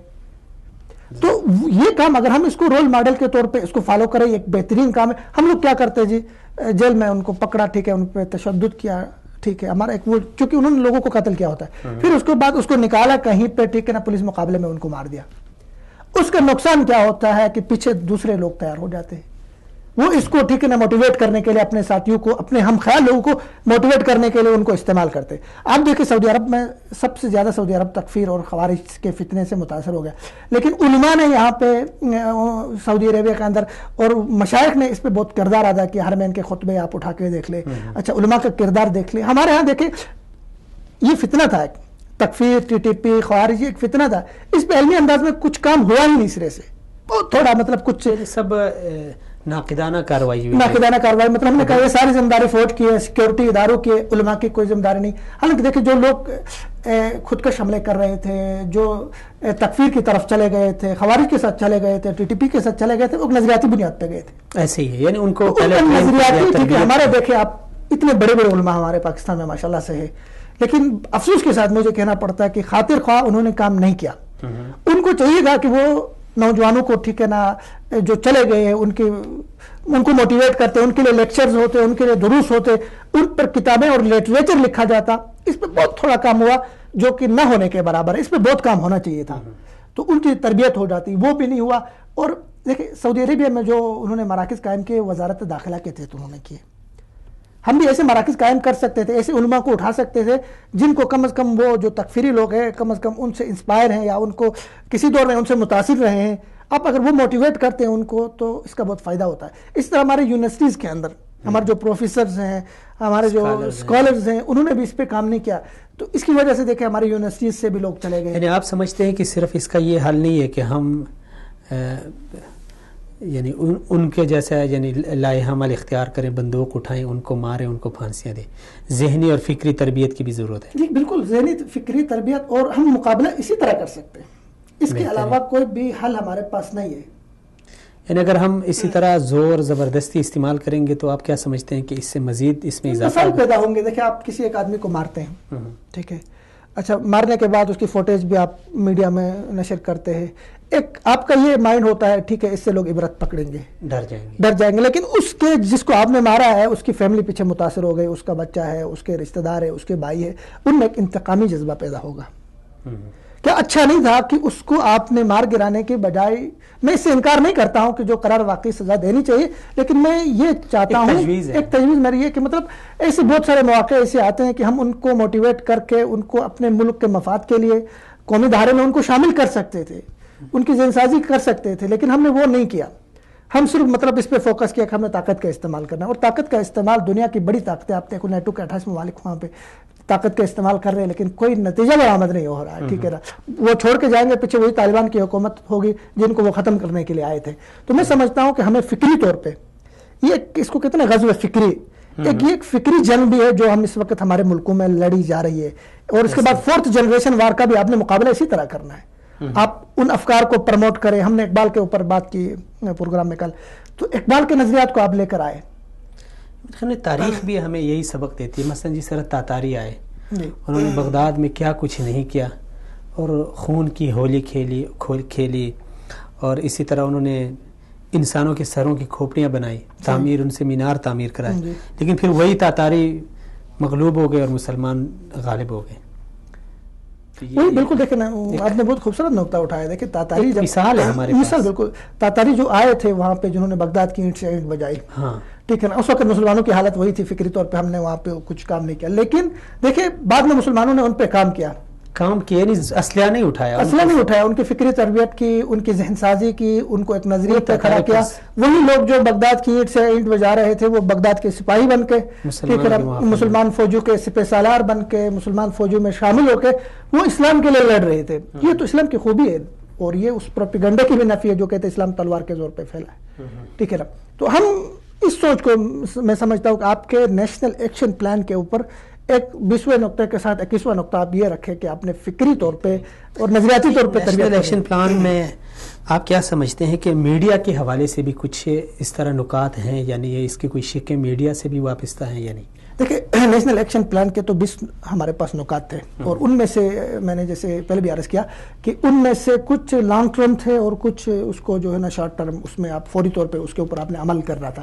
اب دیکھیں صوبہ سرحد کے اوپر, خیبر پختونخوا کے اوپر تقریباً 25,000 آپریشنز ہوئے, 25,000 آپریشنز انہوں نے کی نیشنل ایکشن پلان کے تھے, اور بہت ساری گرفتاریاں ہوئی اور بہت اچھا کام وہاں پہ ہوا, اس کو ہم اپریشیٹ کرتے ہیں. تو نیشنل ایکشن پلان کا ایک نقطہ یہ تھا کہ آپ نے میڈیا کے اندر جو دہشت گرد عناصر ہے یا جن کو فرقہ وارانہ ذہن کے لوگ ہیں, ان کو آپ نے پرکشش بنا کے پیش نہیں کرنا. میڈیا ٹی وی چینلز کے اوپر ہی آپ کا الیکٹرانک میڈیا, پرنٹ میڈیا, ان کی خبریں نشر نہیں کرنی ہے. تو اس پہ کسی حد تک فوج کے دباؤ کی وجہ سے, جیسے کہ ہمارے ہاں کہا جاتا ہے کہ میڈیا کے اوپر کسی حد تک فوج کی نظر ہوتی ہے, اچھا نہیں ہونا چاہیے. تو اس کی وجہ سے کم از کم ہم دیکھ رہے ہیں کہ وہی لوگ جو امین شہیدی جیسے لوگ تھے, راجہ ناصر عباس جیسے لوگ تھے, وہ ابھی میڈیا پہ نہیں آ رہے ہیں، نظر نہیں نظر نہیں آ رہے. تو اس پہ جزوی طور پہ میں سمجھتا ہوں اس پہ کافی حد تک عمل ہوا ہے. لیکن ایک اور شک یہ تھی کہ آپ نے سوشل میڈیا کو، آپ کے جتنے سوشل میڈیا کے ذریعے جو فیس بک ہو گیا، ٹویٹر ہو گیا، جتنے بلاگز وغیرہ ہے، سوشل میڈیا کو بھی آپ نے مانیٹر کرنا ہے. تو سوشل میڈیا کو بہرحال جزوی طور پہ انہوں نے کام تھوڑا بہت شروع کر دیا، جیسے کہ سوشل میڈیا ایکٹ لایا تو اس کے تحت کچھ کارروائیاں بھی ہوئی، لیکن سوشل میڈیا کو ابھی تک صحیح طرح سے ہینڈل نہیں کیا گیا. آپ دیکھیں سوشل میڈیا میں پروپیگنڈے ہو رہے ہیں، اسی کو نیشنل ایکشن پلان کو چیلنج کیا جا رہا ہے. ایک آدمی کو نیشنل ایکشن پلان تو ابھی جو سائبر کرائم جو بل پاس ہوا، جی تو آپ کیا سمجھتے ہیں اس کے کوئی اثرات؟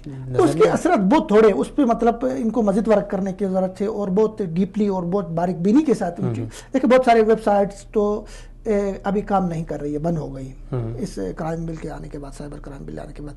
اچھا ایک میں مثال دیتا ہوں، امین شہیدی کا اکاؤنٹ تھا، فیس بک اکاؤنٹ، وہ بند ہو گیا. 10,000 لوگ اس کو فالو کرتے تھے، 10,000 لوگ اس کے ساتھ تھے، وہ بند ہو گیا. چونکہ وہ ہمیشہ اس کے جو بھی اس کی کوئی پوسٹ آتی میں پڑھتا تھا وہ فساد، فتنہ، نفرت اور پھر قواریت یا اس طرح کی چیزوں کے اوپر مبنی تھی. اس طرح کے اکاؤنٹس جو مطلب تھے وہ بند ہو گئے. اور معاشرے میں اشتعال انگیزی لیکن ابھی بہت سارا کام کرنے کی ضرورت ہے. ایک دیکھیں، ہم نے صرف یہ نہیں دیکھنا، آپ کے ہاں الحاد پھیل رہا ہے، الحاد ہے، الحاد کا فتنہ ہے، اور بے دینی پاکستان میں بہت سارے لوگ جو آپ کے سامنے تو شاید کچھ بھی نہیں کہہ سکیں گے، لیکن سوشل میڈیا میں بڑے بڑے پیجز چلا رہے ہیں، بہت بڑا بڑا ان کا نیٹ ورک ہے، قادیانیت پھیلا رہے ہیں، اور ٹھیک ہے نا، فوج کے خلاف پروپیگنڈا کر رہے ہیں، ہمارے سیکورٹی کے ادارے کے خلاف، ملک کے نظریات کے خلاف وہ پروپیگنڈے کر رہے ہیں. تو ایسے لوگوں کو بھی سوشل میڈیا میں زیادہ اچھے انداز میں ان کو مانیٹر کرنے کی، اور جو مطلب جن کو آپ بند کر سکتے بند کریں. آپ چائنا کے اندر دیکھیں، آپ کے کتنے مطلب انہوں نے ان کو اچھی طرح سے ہینڈل کر رہے ہیں. چائنا کے اندر آپ سوشل میڈیا میں آپ کچھ نہیں لکھ سکتے. سعودی عربیہ، عرب ممالک ہیں، سعودی عربیہ کے اندر آپ ملک کے خلاف کچھ نہیں لکھ سکتے. تو ہر ملک اپنے مفاد دیکھتا ہے. یہ آزادی کا جو ہم نے رٹ لگایا ہوا ہے، ٹھیک ہے نا، آپ کے ہاں آزادی ہے جی ملک کے خلاف آپ اٹھ کے بولے، آپ کے ہاں آزادی ہے جی آپ اٹھ کے جو ہے قائد اعظم کے خلاف جو چاہے بکواس کرے، آپ کے ہاں آزادی ہے علامہ اقبال کے خلاف آپ بولے، ٹھیک ہے. کسی ملک میں آپ دیکھیں، امریکہ میں یہ آزادی نہیں ہے کسی کو. نہیں، آپ کیا سمجھتے ہیں کہ جو مثلا ہمارا ملک ہے آزاد ہے، وہاں پہ جمہوری ملک ہے، آزادی ہے ہر کسی کو اپنے اظہار رائے کی، تو میڈیا اس حوالے سے اپنی حدوں سے کچھ زیادہ آگے نہیں نکلا؟ وہی نا، دیکھیں میڈیا کے حوالے سے تو ایک کہا جاتا ہے نا، میڈیا از وار ویپن.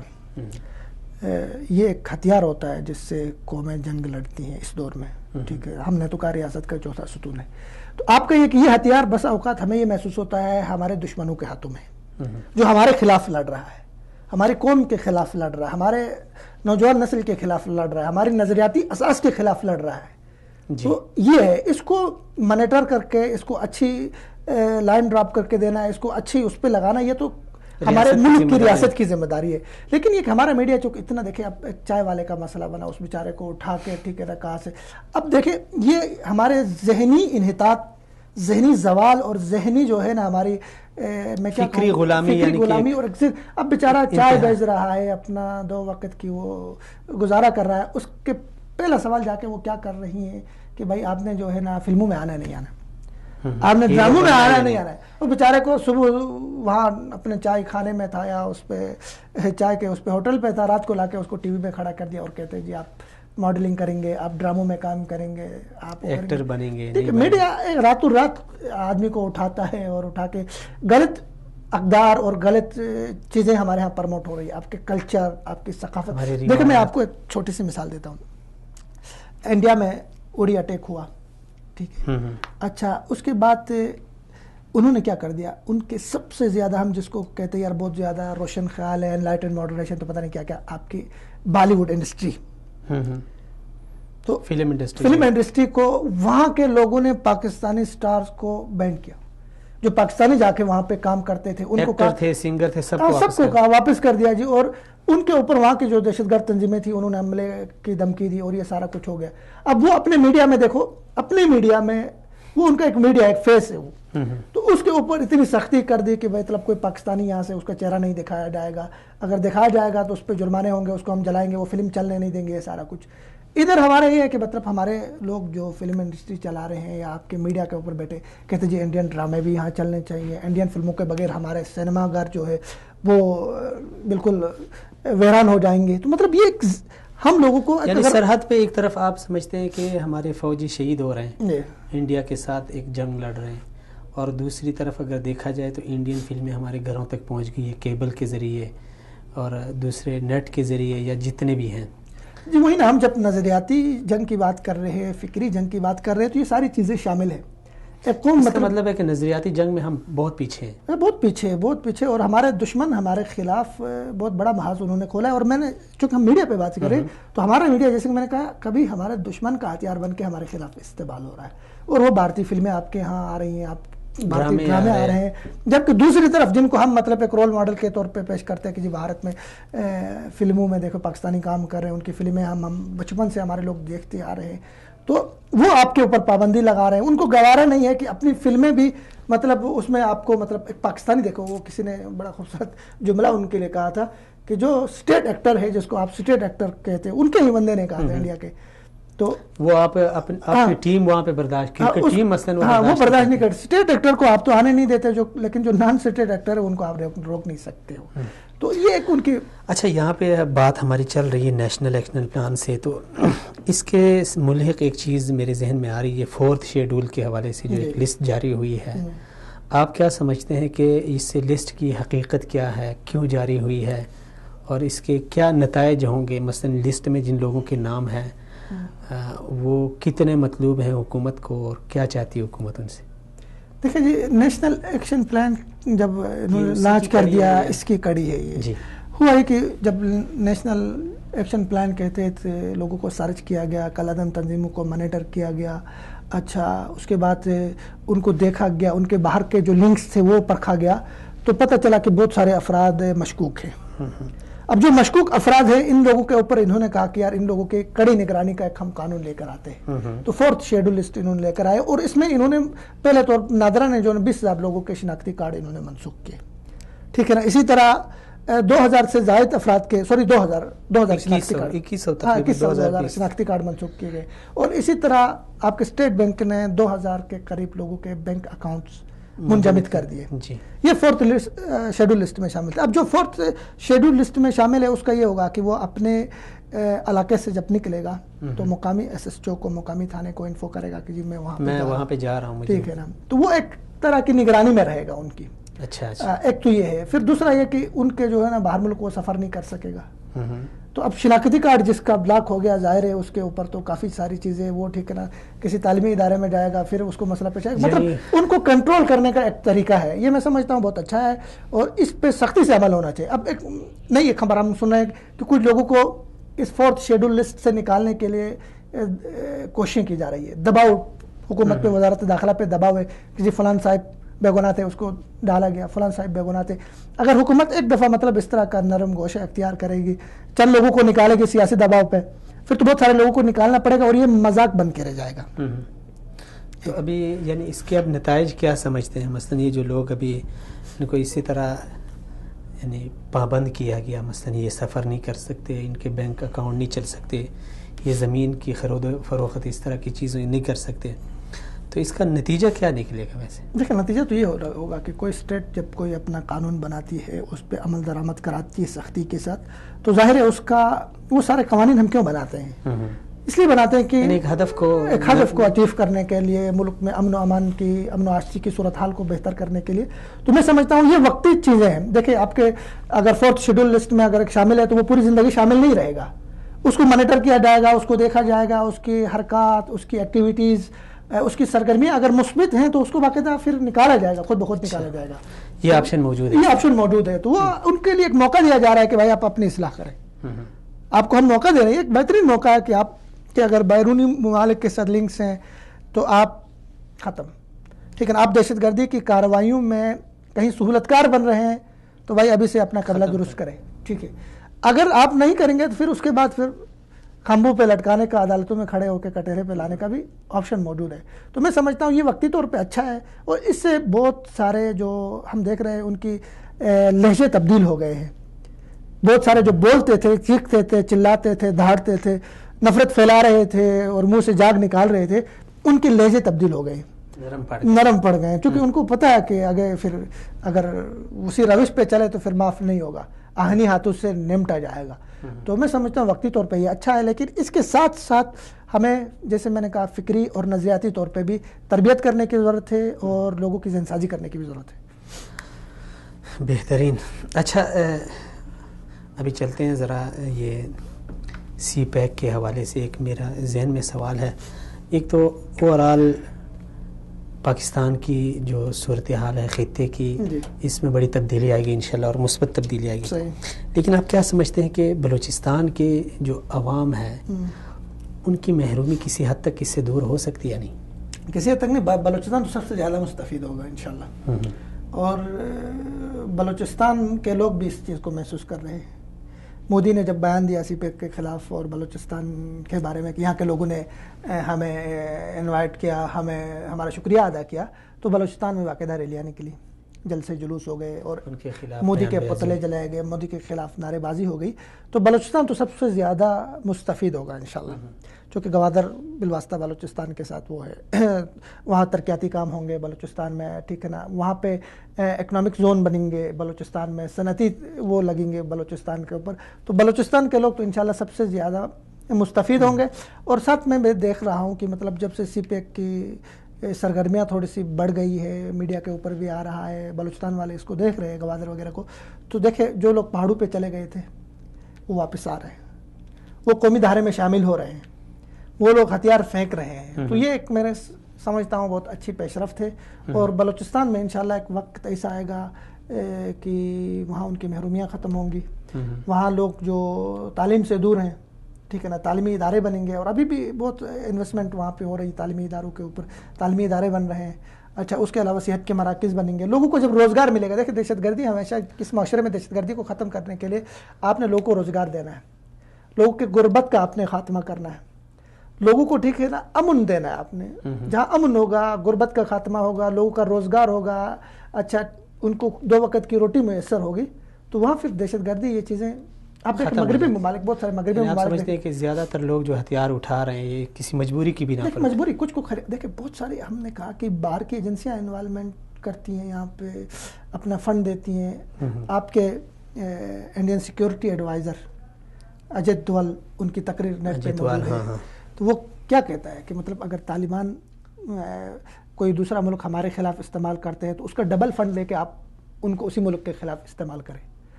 آپ ایک بلوچستان کریں گے، ہم 2 بلوچستان، ایک بامبے کریں گے، ہم ایک بلوچستان کریں گے. مطلب وہ باقاعدہ اس کا اعتراف کر رہے ہیں کہ ہم لوگوں کو خرید رہے ہیں، لوگوں کے ضمیر کو خرید رہے ہیں، لوگوں کو پیسے دے رہے ہیں. آپ کے بلوچستان کے ایک آدھ جو بگوڑے ہیں، کوئی سوئٹزرلینڈ میں بیٹھ کے عیاشی کر رہا ہے، کوئی انڈیا کے اندر بیٹھا ہوا ہے، کوئی افغانستان میں بیٹھا ہوا، تو وہ تو ظاہر ہے کہ پیسے دے رہے. اب میں ایک کتاب پڑھ رہا تھا جمعہ خان صوفی صاحب کی، یہ 70 کی دہائی میں افغانستان چلے گئے اور افغانستان میں انہوں نے قوم پرستی کے اوپر کام کیا. بادشاہ خان صاحب کے ساتھ رہے، ڈاکٹر اجمل صاحب کے ساتھ رہے، ان لوگوں کے ساتھ رہے. تو ان لوگوں نے اب وہ بعد میں طائب ہو گئے، اس طرف آ گئے، تو انہوں نے کتاب لکھی، فریب نہ تمام کے نام سے ان کی کتاب، بہت خوبصورت کتاب ہے. اس ساری کتاب میں آپ دیکھیں کہ انڈیا کیسے پیسے دیتا تھا اس وقت، 70 کی دہائی سے لے کر انڈیا افغانستان کو ہمارے خلاف استعمال کرتے رہا.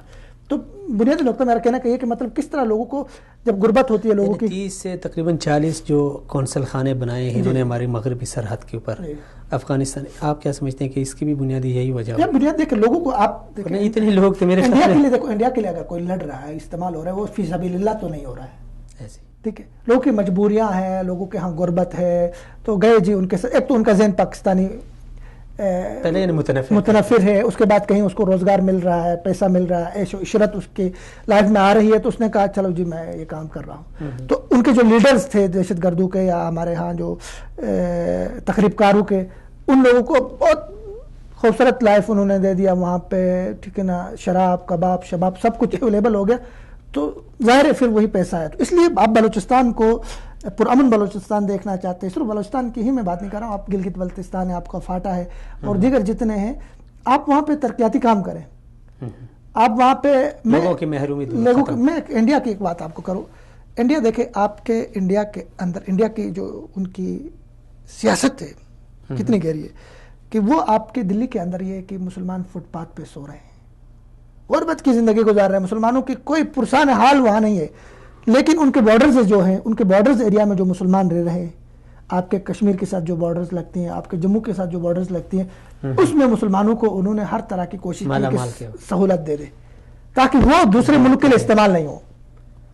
یہ زبردست. جبکہ ہم دیکھو ہمارے سرحدوں پہ بارڈرز کے اوپر جو ہمارے لوگ ہیں دیہی علاقوں میں ہے، انڈیا کے ساتھ بارڈرز لگتی ہیں، افغانستان برعکس ہے، یعنی ہمارے بالکل برعکس ہے. ہمارے شہری علاقوں میں لوگ کتے بھی مطلب ساتھ میں برگر کھا رہے ہوتے، کتے بھی ساتھ میں سو رہے ہوتے، جبکہ آپ کے دیہی علاقوں میں بجلی نہیں ہے، سکولز نہیں ہے، اچھا مسائل ہیں، سہولیات نہیں ہے. تو پوری اس کے ساتھ پلان کے ساتھ، پوری اس کے ساتھ بصیرت کے ساتھ اور پورے اس کے ساتھ خلوص کے ساتھ ہم اگر کام کریں گے پاکستان کے لیے، انشاءاللہ بلوچستان کے مسائل بھی وقتی ہیں، یہ بھی حل ہوں گے، آپ کے گلگت بلتستان کے مسائل بھی حل ہوں گے، تمام پاکستان. جی پاکستان. چلیں جی جمال صاحب، بہت شکریہ نوازش آپ کی. ناظرین کرام، میرے خیال میں اس کے بعد کوئی بات کرنے کو باقی نہیں رہی آج کے اس ٹاپک کے حوالے سے. تو بس آخر میں اپنے مہمانانی گرامی جن کو ہم کسی وجہ سے نہ لے سکے فون کال پہ، ان سے بھی معذرت خواہ ہوں، اور فرداً میں ایک سے معذرت کرتا ہوں. اور اسی طرح جمال صاحب کا میں مشکور ہوں کہ سارا ٹائم انہوں نے صحیح ہماری رہنمائی کی. تو ناظرین، یہی ہے کہ اقبال نے کہا تھا کہ غلامی میں بدل جاتا ہے قوموں کا ضمیر. جب کوئی بھی قوم اس کا زوال شروع ہوتا ہے تو وہ فکری غلامی سے شروع ہوتا ہے. اس کے لیے مثال ہم نے ذکر کر دی ہے کہ تاتار وہ ایک ایسی قوم تھی کہ جو تاریخ میں ایک درندہ صفت لوگ تھے، لیکن وہی تاتار جب مسلمانوں کے فکر اور ان کے نظریے سے متاثر ہوئے تو جو درندہ قوم تھی وہ مسلمانوں کے محافظ بن گئے. آج ہمیں اپنے سرحدی جغرافیائی سرحدوں کے ساتھ ساتھ اپنے نظریاتی سرحدوں کا بھی خصوصی خیال رکھنا ہے. اور جب بھی کسی ملک، کسی معاشرے کی یہ دو سرحدیں محفوظ ہوں، نظریاتی سرحد اور جغرافیائی سرحد، تب تک کوئی بیرونی مداخلت، کوئی کسی قسم کا پریشر، کوئی قسم کا دباؤ، کوئی قسم کی سازش ان کے اوپر اثر انداز نہیں ہو سکتی. اسی میسج کے ساتھ ہمیں اجازت دیجیے، اگلے پروگرام میں دوبارہ ملتے ہیں. تب تک کے لیے السلام علیکم ورحمۃ اللہ وبرکاتہ.